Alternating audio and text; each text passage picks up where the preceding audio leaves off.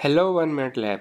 आज की इस वीडियो में हम ये देखेंगे AWS CLI में हम किस तरह से अपनी AMI को डी रजिस्टर करते हैं। तो चलिए सबसे पहले हम चलते हैं अपने AWS कंसोल की जानिब। जैसा कि आप देख सकते हैं इस वक्त हम अपने EC2 डैशबोर्ड में आ चुके हैं। यहाँ पे आने के बाद अगर हम इमेजेस में AMIs में आएँ तो यहाँ पे इस वक्त हमारे पास एक AMI मौजूद है। AMI ID हमारे सामने ये आ रहा है। तो चलिए अब हम चलते हैं AWS CLI की जानिब और देखते हैं ये काम हम किस तरह से परफॉर्म करेंगे। जैसे कि आप देख सकते हैं इस वक्त हम अपने CLI में आ चुके हैं। यहाँ पे आने के बाद सबसे पहले आपने अपने AWS क्रीडेंशियल से लॉगिन करना होता है। क्रीडेंशियल से लॉगिन करने के बाद यहाँ पे आप इसको डीरजिस्टर की कमांड देंगे।